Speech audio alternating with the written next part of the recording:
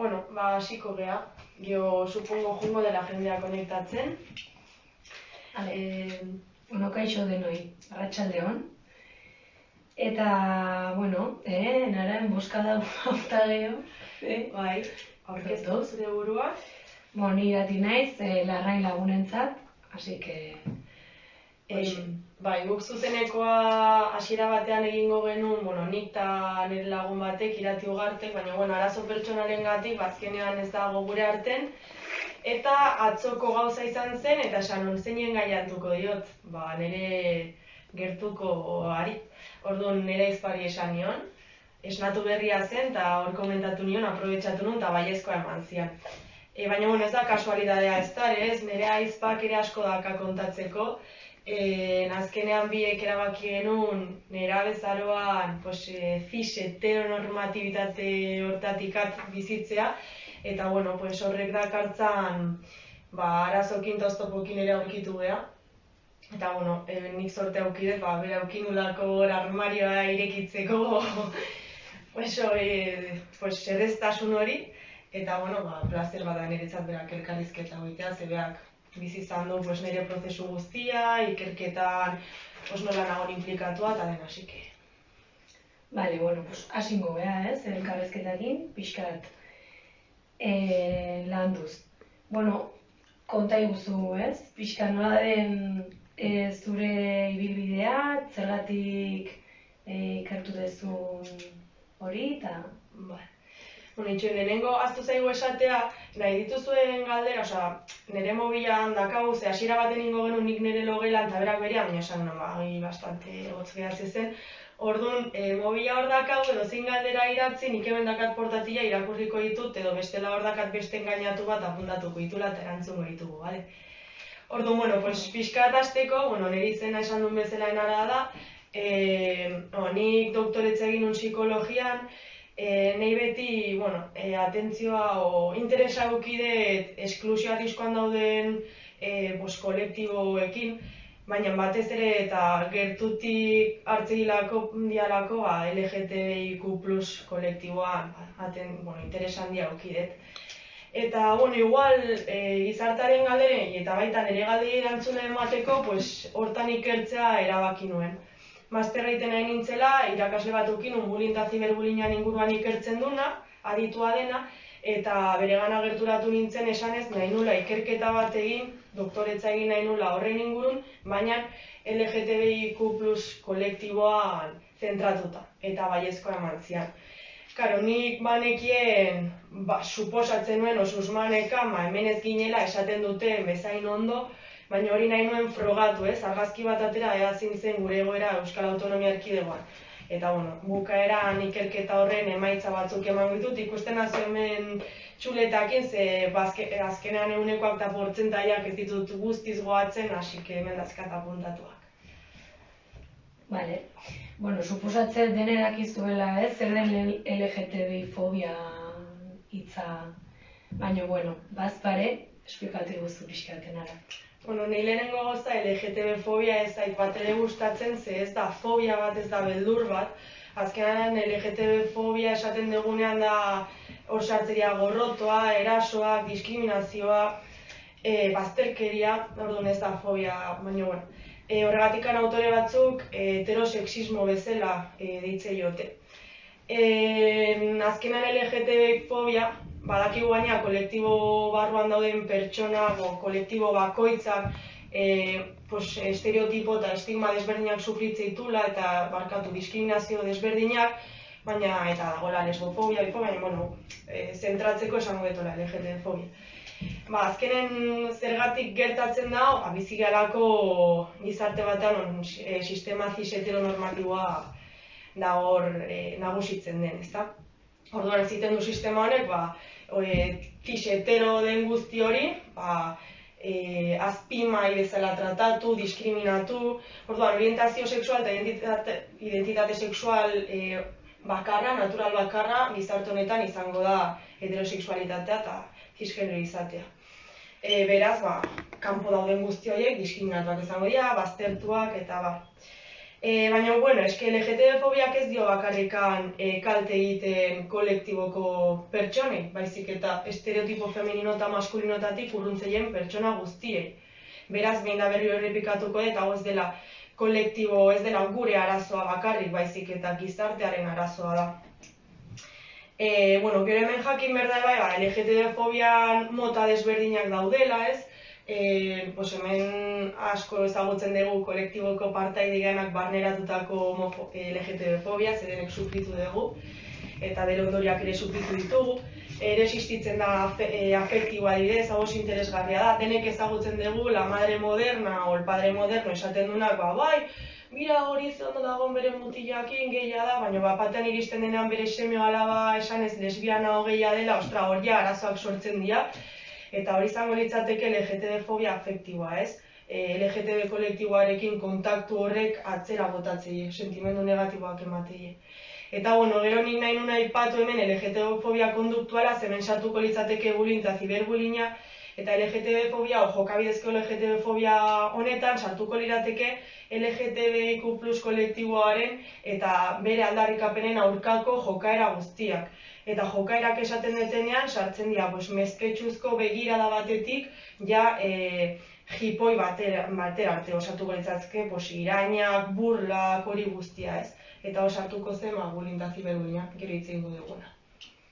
Bale, eta LGTB-fobiaren egoera, ikastoletan, ikastetxetan, nola da? A ber, LGTB-fobia ikusten da arlo guztietan, ez? Ikusi dezakegu tabernetan, kalean, etxean, baina egia da, autore askok esan dutela, eta ikusi dela ikastetxeetan indar gehienarekin gertatzen dena. Badaude legeak, badaude programak, antidiskriminatzaileak, bai, egia da, existitzen direla, baina norek ez du esan nahi arazoa ez dagoela, arazoa jarraitzen du, eta gero ikusiko dugu nola jarraitzen duen. Karo, astegea esanez, sistema cis heteronormatibo batean bizi gara. Eta beraz aurrak, txikitatik, inkluso hitz egiten hasten diren hasi baino lehen, hasten dira mezu cis heteronormatibo guzti horiek barneratzen. Nola, irakasleen mezuengatikan, liburutatikan, material audiovisualetikan, karo, barneratzi dituzten mezu guzti horiek, eta beraiek ondo ikasten dute zer dagoen ondo eta zer dagoen gaizki.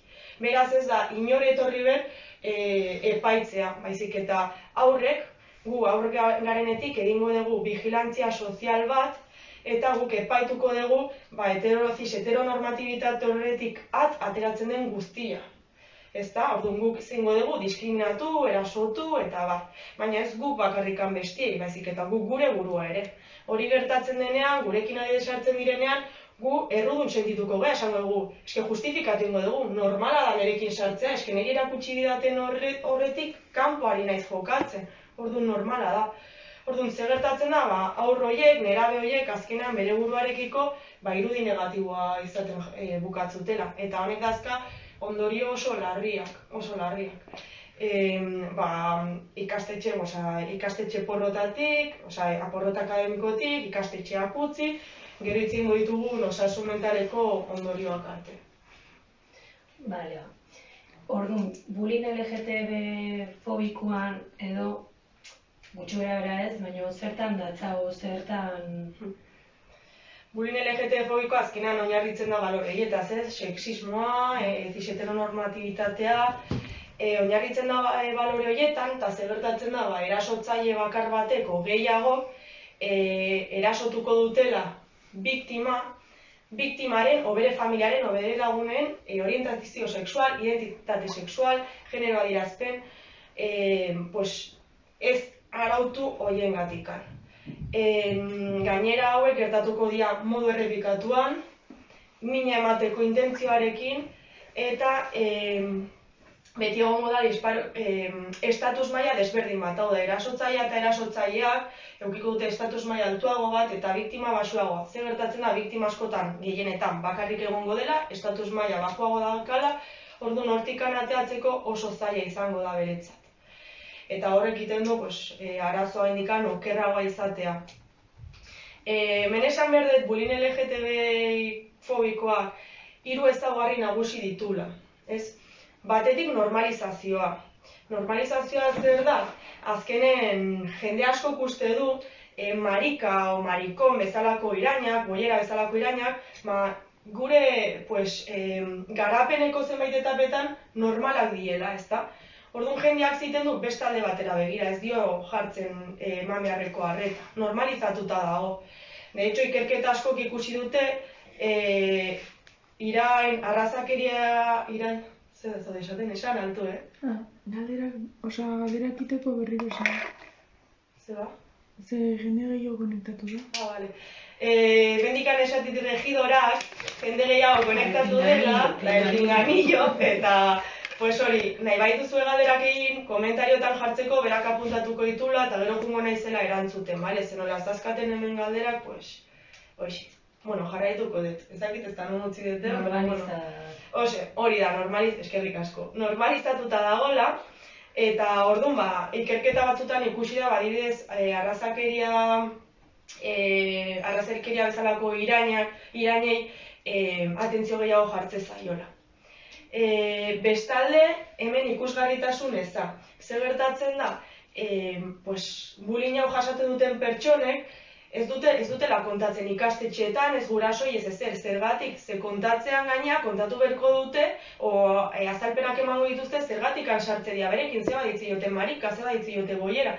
Orduan, nola ez duten hori nahi esan, nahiagute ez ikusgarri egon, eta gainera, oitako biktima gehienak, azkenan eraso horiek justifikatuko dituzte lehen esan bezala, eta errudun sentituko dira. Hemen esan behar deten beste gauza bat da lehenaztu zaitela, bullying LGTB-fobikoan ez diela bakarrikan, ez dutela ondorio larriak bakarrikan pairatuko biktimek, baizik eta hori bai daude erasotzaileak, askotan behaien frustrazio, gorrotuak eta dena idiela botatzen, eta bestetik begiraleak. Hor, testigo dauden pertsona guztiak ere, hori ikusita esango dute, ostra, berekin sartzen badia hola jokatzea batikan, naizta hori nahi deten egin ez dut egingo. Orduan, horiek ere implikatuak daude. Eta, esan detena, normalizazioa, ikusgarritasun eza, eta bestetik, dakagu, hartuko zitzaidala, hori, eta sostengu eza. Sostengu eza zergatik, ze azkenen lehenengo gauz ez dute kontatzen, beraz ez dute laguntza eskatzen, ez dugu laguntza eskatzen, eta bestetik, begiralek hori ikusten dutenean, esatutelako, behatzaileak barkatu hori ikusten dutenean, esatutelako, nik ez dio defendatuko, ze defendatuz gero igual, nerekin sartuko dira ere. Orduan, biktima hori bakarrik egongo da. Bakarrik, ezin defendatu, eta gainera bera errudun sentitzen. Asik, imaginatu nolako izango den bere egoera. Gogorra. Ez? Nintxoin, galdetu dute, dependitzen ze eskoletan, ez dira berdin eskola publikoak edo eskola pribatuak, ez da? Homofobiari estope egiteko sentsibilizazioa funtsezkoa da. Bai, gero horretaz eitzen gode, gorgatik arnaiago ditut galderak utzi bukaerako, ze seguraski jungo dia erantzuten. Orduan... Oia, pixkat ikerketan sartuko gara, ez? Ez, prevalentzian. Prevalentzian, oia. Bullying LGTB-fobikoan prevalentzia altua aurkitu zenuen? Karo, nik ertzen hasi nintzen errebisio bat ikusten, eta ikusten mundu maila, baina ni zentratuko naiz Espainian ikusi dena, ezta? Eta bai, prevalentzia oso altuak dira. Izan ere ikusi da, LGTB kolektiboko 60%ak bullyinga sufritu dula noizbait, Espainian hori.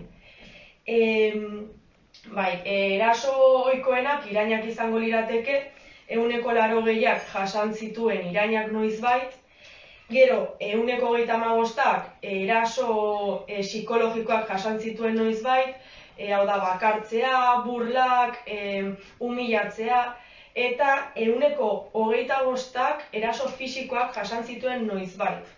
Beraz, gaitz egiten prevalentzia oso altu ez. Ziberbullyingaren kasuan, LGTB kolektiboko 170ak adierazi zuen ziberbullyinga jasan duela noizbait. Beraz, gaitz egiten, hori, oso datu kezkagarri ez. Eta gainera, okerrena da, hauetatik 160ak ez zuela ikastetxean kontatu. Hau da, esan deten itzal eta mantendu ziren, ez zuten kontatu, eta auskalo zenbat denbora egon ziren hau sufritzen. Esaten da, iraupena izaten dela 5 urte. Así que imaginatu. Gero, kolektibon barruan ikusi da trans kolektiboa dela bullying eta ziberbullying gehien sufritzen duena, eta gero gehiek, eta ondoren mutil bisexualak eta gero lesbianak. Bale, hau niretzako oso txirriantea da, bale, hauek dira emaitza, evidentziak, ikerketan aurkitu dena. Baina errealitatea ez dakit hori izango den. Egia azkenan emakumea oso ondo erakutsi digutela emakumei itzaletan egoten, isilik egoten, ez kejatzen ez, eta gehiago tragatzen dugu, eta gaina ikusgarritasun gutxiago eduki dugu historian. Orduan, bueno, pues, azkenenik nahitena esan da, LGTBIQ plus kolektiboak arrisku gehiago dakala bullyinga eta ziberbullyinga pairatzeko normatibitate horren barruan dauden pertsonekin alderatuz gero. Eta, bueno, gero esan nahi dut, lehen esan duten bezala, hau ez dela bakarrikan kolektiboaren arazoa, baizik eta gizartearen arazoa da, eta hemen ikusi da heterosexualek ere sufritzen dutela bullying mota hau. Izan ere ikusi da, Espainiako ikerketa batean, 98ak bullying LGTB-fobikoko erasoak sufritu zituela, batez ere irainak. Eta gero ere, aipatu zuten, ikerketa horretan sartu ziren ikasleetatik 10 ikasletik 8 ikusi zituztela irain LGTB-fobikoak noizbait, eta bostetik batek ikusi zituela eraso fisikoak noizbait, orientazio sexual, identitate sexual arrazoiengatik. Orduan bai, prevalentziak altuak ziren, hau ikusi nun, eta esan nun, bale, hau ikusi behar dute bai, hemen horrela gertatzen den, o ez? Eta esan dezuna, ez? Ondorio larriak dituztela horrelako jokabidea jasaten duten pertsonek. Bai, ezta? Oso larriak. Nik ikusi nuna revisio hau egin nuenean, gero zentratuko naiz nire ikerketan, osasun mentalan batez ere kriston ondorio larriak dituela. Ikusi da LGB kolektibo barruan, depresio, antsietate, alkohola eta sustantzia desberdinen kontsumo altuagoa erakusten dutela heterosexualekin alderatuz. Eta transen kolektiboa egia esan ikerketa gutxiago egin direla kolektibo honekin, baina ere ikusi da ongi eza pertsona gehiago dakala, eta sustantzien kontsumo ere handiagoa, eta zenbait sintoma psikopatologiko gehiago, depresioa adibidez. Zer gertatzen da, kolektibo honetan homofobia barneratu asko gertatzen dela, eta homofobia barneratu honek iten duna da hau dana indartu, osasun mentala okerrera jutea. Eta ondorio larriena suizidioana, eta suizidioaren emaitzak, aurkitu diren emaitzak, benetan kezkagarriak dira. Ikusi da LGB, egin zen oso ikerketa potente bat LGB erabekin Espainian, ikusi zen 43ak suizidio ideiak ukizula noizbait, 40ak planeatu zula suizidio hori, eta 18ak behin baino gehiagotan saiakera egin zuela. Beraz, egia hitz egiten kalteberatasun handiko kolektibo batean. Bueno, eta imaginatzet ez, honengatik eta zuzean bezalakoa izateagatik, zure ikerketari eman zenion pausoa, nun, zergatik, egin zenun.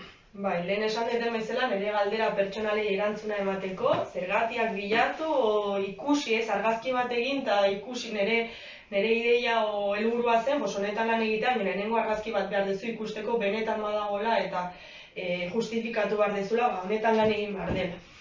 Hemen egin genuna izan zen, nire ikerketan 1758 ikaslek parte hartu zuten, 13 eta 17 urtekoak, hau da, 3. eta 4. DBH, bai Araba, Bizkaia eta Gipuzkoako ikastetxeak sartzeia, publikoak eta itundutakoak, pribaturik ez dakagu, ez zuten parte hartu nahi, eta honetaz hitz egingo dugu, ze asko kostatu zen lagina aurkitzea. Eta, nik nahi nuna zen, pixkat ikusi, nerabeek zekaten jarrera aniztasun sexualaren aurrean, ze jarrera zegoen, gero nahi nuen ikusi ere bullying eta ziberbullyingaren prevalentzia kolektibo honetan, eta bere inpaktua osasun mentalan.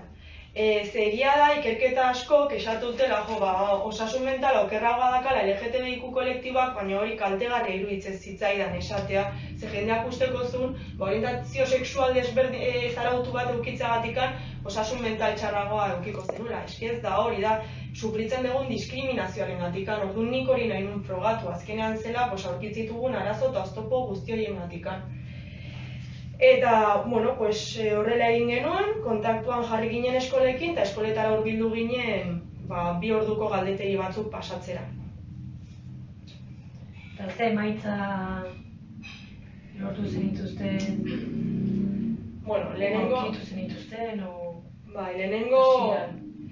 Esan behar dut laginan, 12,5ak adierazi zuela ez heterosexuala zela, eta bakarrik 1,5ak ez cisgeneroa. Claro, nerabeen artean ere naizta galdetegi bat izan, onartzea heterosexuala etzeala edo, behaientzat zaila da, ez? Orduan, pentsatzen dut egongo ziela gehiago, pero 12,5 ez zitzaidan ez dara desente zen, ez? Azkenen 17 urte zaila dira. Aurkitu genuen zea bat, niretzako oso garrantzitsua zen, ean erabek ezagutza zituzten, zer referente zituzten LGTB kolektibokoak. Ze ikusi da, zenbat eta referente gehiago eduki edo zenbat eta pertsona LGTB gehiago ezagutu, ondorioz azkenan prejuizio aurre iritzi gutxiago dituzula eta gutxiago erasotzen dezula, ezta? Eta nik hori galdetu nien, zenbat pertsona LGTB ezagutzen dituzu. Baina ez nien galdetzen ezagutu de familia, lagunak ez ezagutu, telebistan, historiako pertsonaiak, dena. Eta emaitza hauek nahi utzi ziaten desente, zerbait esateagatik. Zen eraben 20-ak etzun pertsona gehi bat ezagutzen, 17,6ak etzun lesbiana bat ezagutzen, 17,9ak etzun bisexual bat ezagutzen, eta transexualena da, 69,6ak etzun pertsona transexual bat ezagutzen. Hau da, ez dakate erreferenterik. Osea, nola izango jadaiek aske nahi duten bezala izatea, erakusten nahi dietenean, ez dela normala, ez dela errealitatea, eta gure errealitatearen parte da. Baina gainera galdera hau egiten dienean asko kesate ziaten. Baina zer da gehi, zer da transexual, zer da ez dakize, 3. da 4. DBH-era iristea, hori jakin gabe, hori ja, eske ez da bakarrikan aurkitu nituen emaitzak, baizik eta nik ikusi nuna, benetan penagarria, niri pena eman zian. Gero, galdetu nien ere jarreren inguruan, ze jarrera zezkaten, zenbait egoeretan, ezta? Eta bat zenea, nola jokatuko luketen bikote homosexual baten aurrean non behaien maitasuna adierazten dute.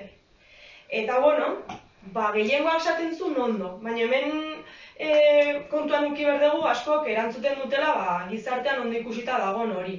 Baina eskeala ere, 2ak esan zuen nazka ematen ziola hori ikusteak, eta 5ak esaten zuen ondo iruditzen zitzaiola, baina hori publikoan ez luketela egin behar. Gero galdetu nien ere, irakasle LGTB baten aurrean nola jokatuko luketen, eta gehiagoak esaten zuen ondo. Baina 1,2ak esaten zuen, senidei kontatuko ziola keja bat jartzeko ikastetxeari, edo burla egingo ziola irakasle hori. Eta ere galdetu nien, kide LGTB baten aurrean nola jokatuko luketen. Eta hemen ikuste zen gehi batekin, deseroso 1,2,8 deseroso sentituko zela eta 0,7 lekuz aldatuko zela, lesbiana batekin 6,9 deseroso sentituko zela, bisexualekin 0,8 deseroso sentituko zela, eta transekin 13,5ak deseroso sentituko zen, eta 1,4 lekuz aldatuko zen, hori esaten bazion kideak. Hasiko indikan, emaitzak ere nahi harrituta, ez ziaten harritu, espero nuen. Eta gero azkenik ere galdetu nien, nola uste zuten tratatzen zitzaiola kolektiboari bai familian, eskolan eta gizartean. Eta esaten zuten, familian desente ondo, baina 160ak esaten zuen eskolan modu injustoan tratatzen zaiela, eskolan, eta behaik testigo dira, eta gizartean 87%ak esatezun modu injustuan tratatzen zaiela. Osea, behaiek ere balakite modu injustuan tratatzen zaiela. Orduan, nola izan nahiko dute kolektibo horren parte, nola onartuko dute, holako zerbait baldin badakite ja, ez dituztela ez eskubide berdinak edukiko, diskriminatuak izango diela, eta bar. Ezin da. Eta gainea, 12,8 esaten zuen, behaiek LGTB izan da, behaien kideen gatikan baztertuak izango zirela, eta 4 esaten zuen, LGTB izan da, behaien lagunak baztertu egingo luketela. Orduan, pentsamendu eta iritzi horiekin, normala da, ez onartzea, edo ez libre sentitzea, behaien orientazio sexual, identitate sexual, eta bar, aldarrikatzeko, adierazteko. Osea, flipantea. Bueno, eta lehen esan dezu ez, bullying eta ziberbullying LGTB-fobikoa Espainian mailan. Baina zure ikerketa Euskal Autonomia Erkidegoan denez, ze maitzak aurkitu zenitun? Prevalentzian egin genuna da lehenengo gauzak jarri, osea, partaideak bitan banatu, ez? Heterosexualak alde batetik, ez heteroak bestetik, eta heterosexualak eta, osea, barkatuta cisgenorak eta ez cisak. Ikusi zen denetan, bai bullyinga eta ziberbullyinga, ez heterosexualak eta ez cisak, askoze bullying eta ziberbullying gehiago jasaten zutela, zegia da lehenengo ebaluatu geniela bullying eta ziberbullying orokorra.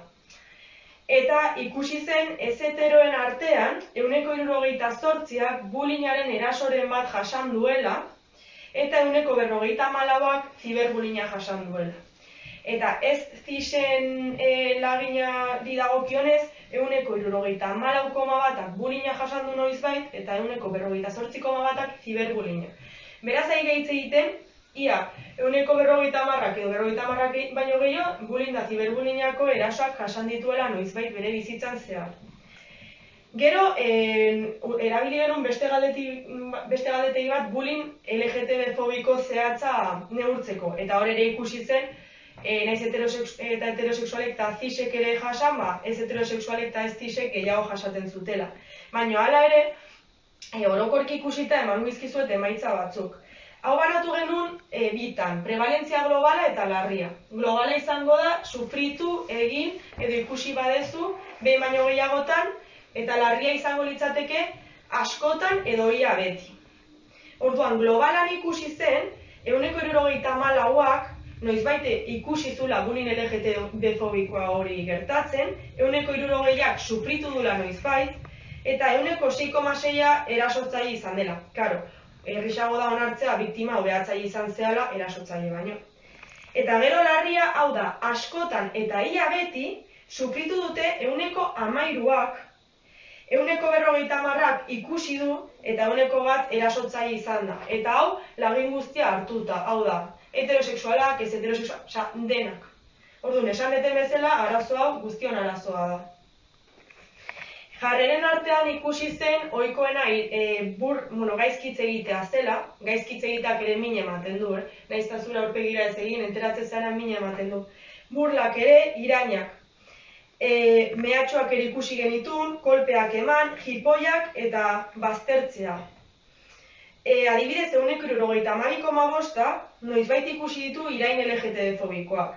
77%ak gaizki hitz egitea entzun du pertsona LGTB bati buruz edo LGTB bezala antzematen den pertsona bati buruz. Burlak 71%ak ikusi du, mehatxoak 27%ak, kolpeak ematea 30%ak, 19%ak jipoiak ikusi ditu, eta 40%ak baztertzeak ikusi ditu. Hau ikusita, jakinda modu ez justuan tratatzen zaigula, eta bat, eske normala da, beldurra ukitzea, horrela sentitzea, reprimitu sentitzea, o ez libre sentitzea. Claro, eta guzti honek, lehen esan dezun bezala, ez? Ondorio osasun mentalak ondoriak eukiko ditula, ez? Osasun mentalian. Ze aurkitu dezute, guztara aurkitu dezu ikerketan? Dudarik gabe. Hemen egin genuena da, nik eskatu nion zuzendariai hartzea bullyinga eta ziberbullyinga jasan duten biktima guztiak eta jartzea heterotan eta ez heterotan. Bai, eta ikustea, badakigu bulinak eta ziberbulinak eragina dakala populazio guztian, baina ikustea benetan kolektibo honetan oraindik ondorio gehiago dazkala, larriagoak dazkala. Eta horrela ikusi zen. Ikusi zen LGB biktimetan depresio maila altuagoak zituztela, antsietate maila altuagoak zituztela, antsietate sozial gehiago zekatela, eta sintoma psikopatologiko guztietan puntuazio altuagoak erakutsi zituzten. Somatizazioan adibidez, hau da, somatizazioa da azkenean min psikologiko bat fisiko bihurtzea, agresibitatean, ideazio paranoidean, hau da, pentsatzea bestiak zuta zaidela gaizkitze egiten tabar, azkenean horrek antsietatea ere sortzen du, obsesio konpultsioan, dela azkenean beldur bat, demo guztian beldurra sentitzea eta horrekin demo guztian errepikatzea ohituraren bat. Eta gero bai, ebaluatu genuen, eta bastante berriztatzailea izan zen, zein nortasun ezaugarri genitun desberdinak ez heterosexualak garenak heterosexualetik konparatuz. Eta hemen ikusi zen, empatian nerabez heterosexualek atea zituzten puntuazio altuagoa, desente gainea. Baina zoriontasunean eta adimen emozionalean baxuagoak, hau da. Adimen emozionala azkenean da, zuk kontrolatzeko eta regulatzeko, emozioak kontrolatzeko eta regulatzeko daukazun gaitasuna, eta honetan baxuago puntuatu zuten. Ordu nahi gaitz egiten kolektibo batetaz, diskriminazioa sufritzen dula, osasun mentaleko gaixotasunak pairatzeko arrisko handiagoa dola, eta gainera emozioak erregulatzeko eta kontrolatzeko arazo gehiago dazkala. Orduan, eske, klar, emozioak kontrolatzea eta regulatzea izan daiteke, hau hobetu dezaken zerbait, eta gainera, puntuazio baxuago baldin badazkate, hau ere, azkenen kezkagarria da, eta honen aurrean zehoz egin behar da.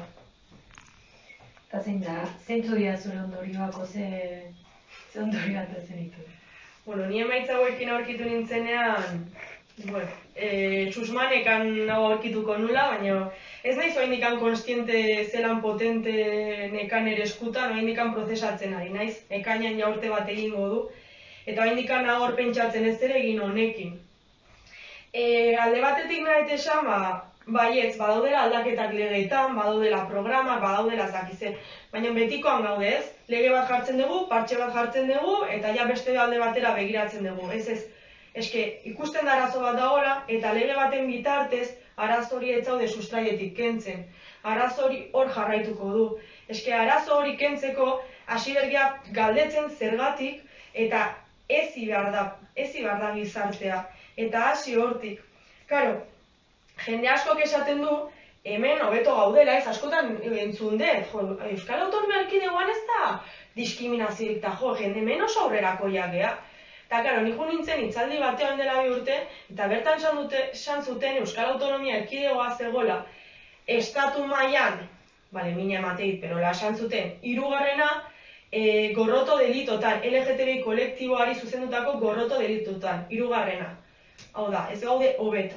Zer gertatzen da, pentsatzen badugu hobeto gaudela, ondo gaudela, oso aurrerakoia gaudela, ez dugula lan egiten hori aldatzeko. Eta hori kriston arazoa da, ze horrela estankatuak gaude. Asko dago egiteko, ikerketa honetan ikusi da, egiten ari diren ikerketa guztietan ikusi da, egunerokotasunan ikusten da, tabernetan, ikastolan, kalean, oraindikan asko dagoela egiteko. Hezkuntzetan aldaketa bat egon behar du, eta ez bakarrikan ikaslei, ez zaila bakarrikan ikaslei hezkuntza eman behar, baizik eta bai guraso, irakasle eta bat.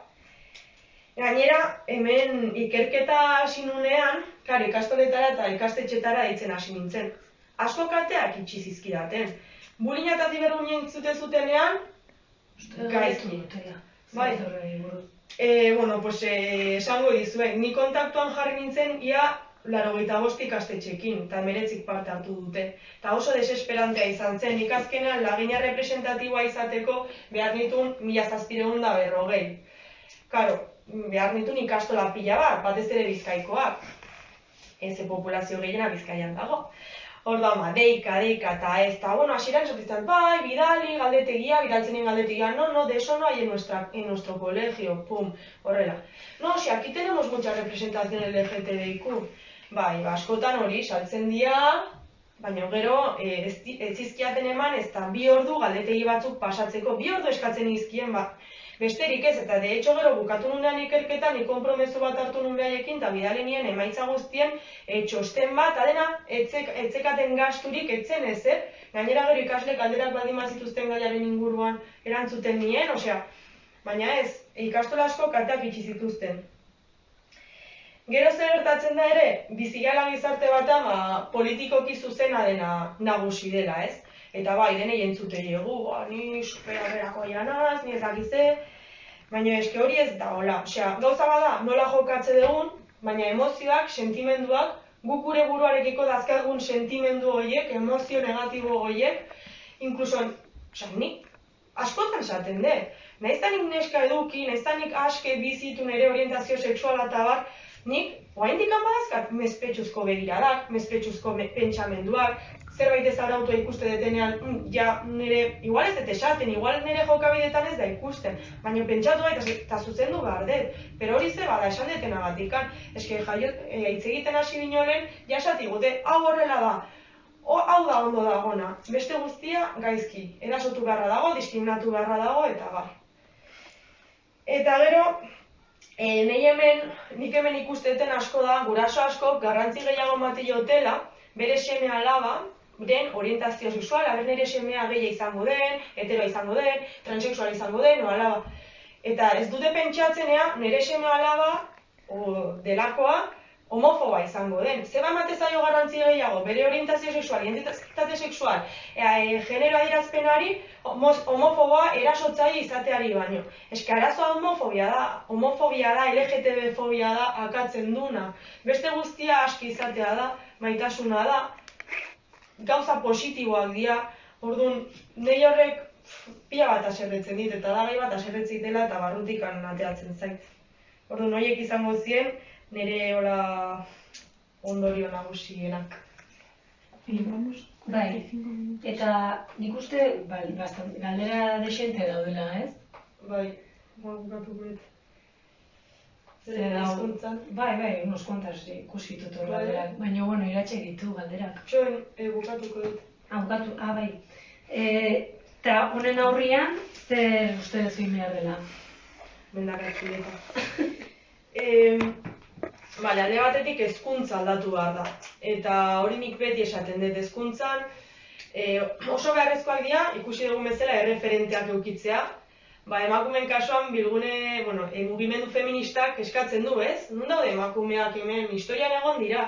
Berdina, LGTBIQ kolektiboak badaude historian. Eta nahi penagarri iruditzen zait, nerabe batek ikustea zer den transexuala izatea la que se avecina telesaioarekin.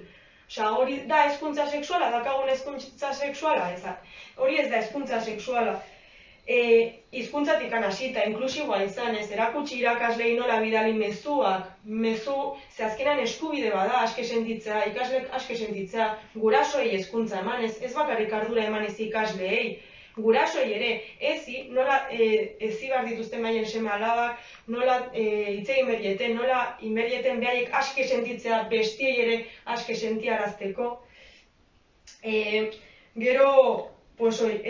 gero eskutik joan behar dula dena, ez? Osea, nahi berdintzait nire irakaslea oso progrea izaten bada, baina ondoko irakaslea ez baditu ideia berdinak, o gurasoek ez badituzte ideia berdinak, eta bere seme alabari bialtze badizkioten mezu horiek, dena eskutik joan behar da, eta horretarako kontzientziazio bat egon behar da.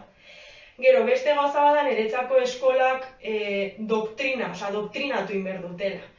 Osea, hau da, nik esaten badet eskola bezala, guk aniztasun sexualaren alde borrokatuko egula, feministak ala eta bat, ni ez dit balio 2 orduko programa bat jartzeakin urtean zehar tik bat egiteko. Eskizan behar da, egunerokotasuneko gauza bat, hori eskubide bat da, eta egunerokotasunan ikusi behar da ez bakarrikan biologiako asignaturan ez. Asignatura guztietan, txikitatik, irakasleek balore hauek transmititu behar dituzte ikasleengan. Eta izan behar du denen, eske hori izan beharko zen beharrezkoa. Eta ez bakarrikan sartzea kanpora. Eta azkenan hori hezkuntza sexuala eskubide bada. Eta izan beharko litzatekeela, ebaluatu beharko litzatekeela, zeharkako kompetentzia bezala. Ni irakasle naiz Inmaculada Tolosan, eta nik beti aprobetxatzen dut gai hauetaz hitz egiteko. Eske 10 minutu hartzeakin ez dezu galduko eman berreko asignatura, eta seguraski 10 minutu horietan aportatuko iezu bazakit, farmakologiako klase oso bat bino gehiago. Gero bai, programetan, bullying eta ziberbullyingen inguruko programetan, ez ematea beti bezala inbeste garrantzia erasotzaile eta biktimei, baizik eta behatzailei bai, erakutsi ikusten badute, defendatu behar dutela. Erasotzaile bakar bat hiru baldin badaude gehiago gehala bestiak, defendatzeko. Eta gero azkenik ikusgarritasuna, kontzientziatu behar da gizartea, hau erakutsi behar da. Beti gaude bigarren ez, bosgarren arazo bezala, eske gaude horatzen beti non, segundo plano, tercero, cuarto, beti dago zerbait garrantzitsuko, eta guk ere gure lekua behar dugu, hau jakin behar da, eta jendea jakitea ez dela bakarrikan gure arazoa, baizik eta gizarte guztiaren arazoa dela, eta gizarte guztia aske sentitzeko ebai lanin behar dela honen inguruan. Ez, azkenen bakoitzak pentsatzen du bera, jo como soy hetero, no, tu eres hetero, baina hau ere sufritu dezu, eta sufritu dezakezu. Orduan gizartearen implikazioa behar da. Eta honekin, amaitu. Txalo, bero bat. Gauzatxo bat, direktoak, zuzenekoak, ordu batekoak izan daitezke,